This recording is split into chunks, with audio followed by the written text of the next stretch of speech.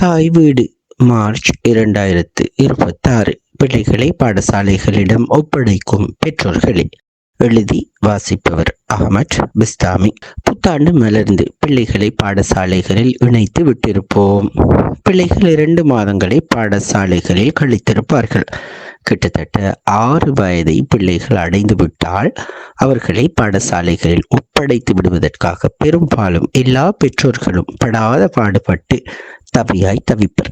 பிள்ளைகளுக்கு மிகச்சிறந்த தரமான கல்வியை பெற்றுக் கொடுத்து அவர்களுடைய கல்வி வாழ்க்கையை ஆரம்பித்து ஒளிமயமான எதிர்காலம் ஒன்றை உருவாக்குவதற்கான சிறந்த எண்ணமாக இது அமையலாம். அல்லது பிள்ளைகளை வீட்டுச் சூழலில் வைத்து வளர்ப்பது, பராமரிப்பது மிக பெரும் சுமை என கருதி அவர்களை பாடசாலைகளிலும் ஆசிரியர்களிடமும் ஒப்படைத்துவிட்டு ஓரளவு மன திருப்தியை எதிர்பார்த்து இதனை செய்யலாம். எனினும் பிள்ளைகளை 6 வயதில் பாடசாலைக்கு ஒப்படைப்பது என்பது இன்னும் 18 வருடங்களில் மிகச்சிறந்த தரமான முழுமையான ஆளுமையாக பெர்ஃபெக்ட் பர்சனாலிட்டி அவர்களை காண்பதற்கான முதலீடாகும் என்பதனை மறந்துவிடக்கூடாது. பெற்றோர்களால் பிள்ளைகளுக்கு அன்பை, ஆதரவை, கணிப்பை தாராளமாக வழங்கிவிட முடியும். ஆனாலும் பெற்றோரின் உட்கிடக்கைகளை, மன எண்ணங்களை, உள்ளுணர்வுகளை ஒரு பொழுதும் நேரடியாக பிள்ளைகளுக்கு கையளித்து விட முடியாது. பிள்ளைகளுக்கென்று தனித்துவமான ஆசைகள், ஆர்வங்கள், எதிர்பார்ப்புகள், எண்ணங்கள் உள்ளன. அவற்றை அடைய பாடுபடுவது, போராடுவது, முயற்சி செய்வது அவர்களது அடிப்படை உரிமை. அவற்றில் யாரும் தலையிட முடியாது. குறிப்பாக மேற்குலகில் குழந்தை உரிமைகள் கண்ணும் கருத்துமாக கரிசனையோடு பார்க்கப்படுகின்ற சூழலில் பெற்றோரின் பிரதியாக பிள்ளைகளை உருவாக்க எத்தகைய வாய்ப்புகளும் அங்கு இல்லவே இல்லை. சட்ட ரீதியாக அது சிறுவர் உரிமை மீறல், வயலேஷன் ஆன் சைல்ட் ரைட்ஸ் போல மனித உரிமை மீறலாகவும் கொள்ளப்படும். பிள்ளைகளாலேயே பெற்றோருக்கு எதிரான சட்ட நடவடிக்கைகள் எடுப்பதற்குரிய எல்லா ஏற்பாடுகளும் அங்கு காணப்படுகின்றன. பிள்ளைகளது உடல், அறிவு, ஆன்மா போன்றன அவர்களுக்கு சொந்தமானவை. அவற்றில் எத்தகைய அழுத்தங்களையும் அத்துமீறலையும் பெற்றோர்களாகிய நாம் செய்ய முடியாது. பெற்றோர்கள் வழியாக பாடசாலையில் நிர்வகிக்கக்கூடிய அதிபரோ ஆசிரியர்களோ கூட எந்த அழுத்தங்களையும் மேற்கொள்ளவே முடியாது. பிள்ளைகளின் உடலும், மனமும், சிந்தனையும், உணர்வும் அவர்களுக்கே சொந்தமானவை. அவர்களுக்கு எம்மால் வழிகாட்டல், நெறிப்படுத்தல்களை மாத்திரம்தான் வழங்க முடியும். எமது எண்ணங்களை, எதிர்பார்ப்புகளை பிரதிபலிக்க இயந்திரமாக அவர்களை மாற்ற முடியாது. பிள்ளைகளை எமது கடந்த கால கஷ்டங்களை, துன்பங்களை சொல்லியே அலுப்பு தட்ட வைக்காமல் அவர்களுக்கான ஒளிமயமான எதிர்காலத்தை வடிவமைக்க நிகழ்காலத்தை திட்டமிட்டு பயன்படுத்துவதற்கு வசதியான உகந்த சூழலை, கம்ஃபர்ட் ஜோன், சூட்டபிள் என்வாயன்மெண்ட் ஏற்படுத்தி கொடுக்க வேண்டியது பெற்றோர்களாகிய எமது கடமை. அதுபோலவே பிள்ளைகள் கல்வி கற்கக்கூடிய பாடசாலை கட்டமைப்பு, சூழல், வகுப்பறை போன்றவற்றையும் ஏற்படுத்தி கொடுப்பதும் பெற்றோரின் கடமை. எமது எதிர்பாராத கனவுகளை, விடுபட்ட ஆசை அபிலாசைகளை அவர்களுக்கூடாக நிறைவேற்றிக் கொள்ள முனைவதென்பது அப்பட்டமான அத்துமீறலாக, பழிவாங்கலாக, உரிமை மீறலாகவே அமைகின்றது. எமது உலகம், உணர்வுகள் வேறுபட்டவை போலவே அவர்களது உணர்வு, உரிமைகள், வாழும் காலம், பழக்கம், சூழல்கள், எதிர்பார்ப்புகள், கிடைக்கக்கூடிய வாய்ப்புகள் வேறுபட்டவை. பிள்ளைகளிடம் எந்த அளவுக்கு நாம் உண்மைக்கு உண்மையாக, ட்ரஸ்ட்வர்த்தி, நேர்மைக்கு நேர்மையாக, நீதிக்கு நீதியாக, அநியாயத்துக்கு எதிராக உடனுக்குடன் குரல் கொடுக்கக்கூடியவர்களாக வாழ்ந்து காட்டுகின்றோமோ அவற்றை பிரதிபலிக்கக்கூடியவர்களாக தம்மை தாமே பிள்ளைகளும் மாற்றிக்கொள்வார்கள். இதற்கு மறுதலையாக அவர்களுக்கு நாம் பாடம் எடுக்கவோ, விரிவுரை நிகழ்த்தவோ, உபதேசங்கள் செய்யவோ முற்பட்டால் நிச்சயமாக இந்த பிள்ளைகள் அவற்றை கண்டுகொள்ள மாட்டார்கள், கணக்கில் எடுக்கவும் மாட்டார்கள், கடந்து செல்வார்கள். இன்றைய பிள்ளைகள் வித்தியாசமானவர்கள். எதிலும் சுயமாக ஈடுபடுபவர்கள், சுயமாக முடிவெடுக்கக்கூடிய, சிந்தித்து தீர்மானம் எடுக்கக்கூடிய ஆற்றலும் திராணியும் வலிமையும் பெற்றவர்கள். அவர்களை நாம் மிகச் சிரமப்பட்டு வளர்த்து ஆளாக்க வேண்டிய தேவைகள் கிடையாது. முன்னை போதும் இல்லாத அளவு பிள்ளைகள் தாமாக வளரக்கூடிய சூழலே இப்பொழுது அவர்களுக்கு கையில் இருக்கின்றன. இதற்கு திறன் பேசிகளும் சமூக ஊடக பாவனையும் தக்க சான்று. பொய் சொல்வதை பாவமாக உபதேசிக்கக்கூடிய பெற்றோர்களே தமது தனிப்பட்ட குடும்ப, சமூக, பொருளாதார வாழ்க்கையை பொய் சொல்வதை வாடிக்கையாக, வேடிக்கையாக, அற்பமாக, வளமையாக கொண்டிருந்தால் பொய் சொல்வதில் இருந்து விடுபட்டு ஒழுக்க விழுமியம் பேணக்கூடிய ஒரு சமூகத்தின் சாமானிய உறுப்பினராக கூட அந்த பிள்ளை வருவதற்கு முனைய மாட்டான். ஏனென்றால் பெற்றோரிடமிருந்து நேரடியாக கடத்தப்பட்ட பெற்றுக்கொண்ட கண்ட பழகிய விடயமாக பொய் இருப்பதனை அந்த பிள்ளை நிச்சயம் உணர்வான். மிகச் சிரமப்பட்டே இவை போன்ற துர்க்குணங்களில் இருந்து கடந்து செல்ல வேண்டிய துர்ப்பாக்கிய நிலை அவனுக்கு ஏற்படும்.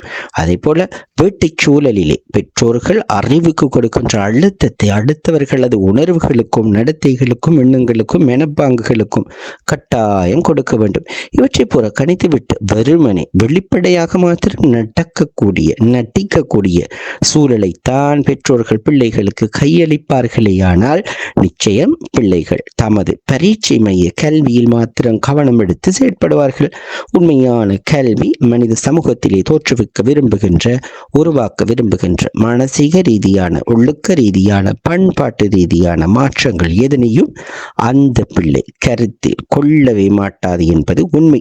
பாடசாலைகளுக்கு பிள்ளைகளை கையெழுத்து விட்டு பெற்றோர்களால் நிம்மதியாக இருக்க முடியாது. பிள்ளைகளின் ஒவ்வொரு நடத்தையின் மீதும் கூர்ந்த கவனமும் அவதானிப்பும் கரிசனையும் தேவை. பிள்ளைகளிலே ஏற்படக்கூடிய உடலியல் ரீதியான உயிரியல் ரீதியான சமூகவியல் ரீதியான மாற்றங்கள், வயதுக்கு ஏற்ற மாற்றங்கள், நண்பர்களால் சூழல்களால் ஏற்படக்கூடிய மாற்றங்கள், சிந்தனை சார்ந்த மாற்றங்கள் போன்ற அனைத்தையுமே பெற்றோர்கள் கவனத்தில் கொள்ள வேண்டும். பிள்ளைகளை வழிப்படுத்த வேண்டும். பாடசாலைகளிடம் கையளித்து விடுவதால் ஆசிரியர்கள் அவர்களை உருவாக்கி விடுவார்கள் என்று மாத்திரம் நாங்கள் நினைத்துவிடக் கூடாது. பாடசாலைகளுக்கு பிள்ளைகளை மூலப்பொருளாக கையளித்து விட்டு அவர்கள் பிள்ளைகளை முடிவு பொருளாக மாற்றி அனுப்புவார்கள் என எண்ணுவது தவறு. பிள்ளைகள் உயிருள்ள ஜீவன்கள். எனவே உடலுக்கு மாத்திரமல்ல உணர்வுக்கும் சிந்தனைக்கும் அவர்களுடைய வளர்ச்சிக்கும் ஏற்ப வழிகாட்டல் பாடசாலைகள் வழங்கப்படுகின்றனவா என்ற விடயத்தில் பெற்றோரின் கவனம் குவிய வேண்டும்.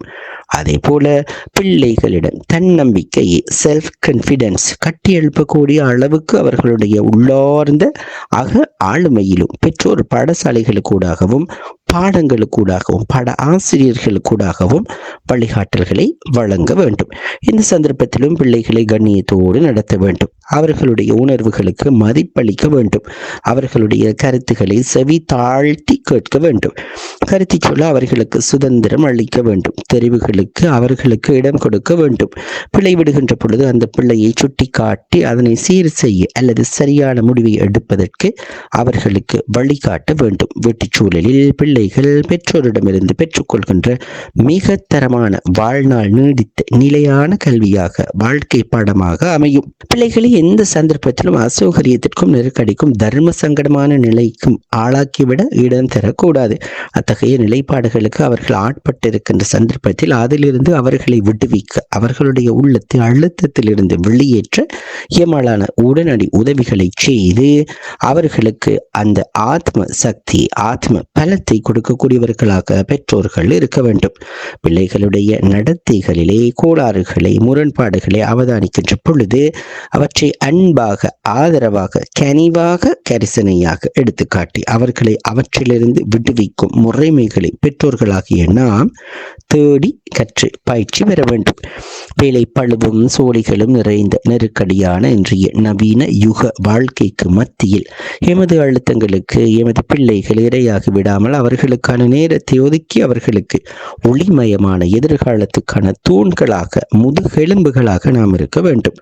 அதே போல பிள்ளைகளை ஆளுமையாக உருவாக்குவதில் அவர்களுடைய சுதந்திரத்தில் நாம் எந்த வகையிலும் தலையீடு செய்யக்கூடாது. இதனுடைய அர்த்தம் அவர்கள் விரும்பியபடி வாழ்வதற்கு இடம் தருவது என்பதல்ல. அவர்கள் குறைந்தபட்சம் அவர்களுடைய சில விடயங்களிலாவது நம்பிக்கையோடு உறுதியோடு முடிவுகளை எடுக்கக்கூடிய அளவுக்கு அவர்களுக்கு சுதந்திரத்தை வழங்க வேண்டும். எல்லா விடயங்களிலும் அவர்களுடைய தனிப்பட்ட விவகாரங்களில் நாங்கள் தலையீடு செய்யக்கூடாது. அது அவர்களுடைய ஆளுமையை சிதைக்கக்கூடியதாக இருக்கும் அல்லது பெற்றோர் குறித்தோ சமூகம் குறித்தோ எதிர்மறை எண்ணங்கள் அவர்களில் உருவாக வழியமைக்கும். இது எதிர்காலத்தில் எம்மை அறியாமலேயே சமூக விரோதிகளாக அவர்கள் மாறுவதற்கு ஏதுவாக இருக்கலாம். பிள்ளைகள் எப்பொழுதும் புதுமையை விரும்புவார்கள். எனவே எங்களுடைய பிள்ளைகளை சேர்த்து விடுகின்ற பாடசாலைகள், வகுப்பறைகள், பிள்ளைகளின் நண்பர்களது பெற்றோர்கள், ஆசிரியர்கள், பாடசாலை சமூகம், பாடசாலைக்கு உதவி செய்யக்கூடியவர்கள் என எல்லோருடனும் எமது தொடர்பு கட்டாயம் இருக்க வேண்டும். அதே போல பிள்ளைகளுக்கு ஊக்கமும் உற்சாகமும் உத்வேகமும் தரக்கூடிய அளவு எமது பாடசாலையை வகுப்பறையை நாம் அமைத்துக் கொடுக்க வேண்டும். அதே போல பிள்ளைகள் வீட்டிலேயே கற்பதற்கு உகந்த பொருத்தமான ஆரோக்கியமான ரசிக்கத்தக்க சூழலை அவர்களுக்கு நாங்கள் உருவாக்கி கொடுக்கின்ற பட்சத்தில் தான் அவர்களும் கற்றலை சுறுசுறுப்பாகவும் விறுவிறுப்பாகவும் பெற வேண்டும் என்ற உள்ளுணர்வை பெறுவார்கள்.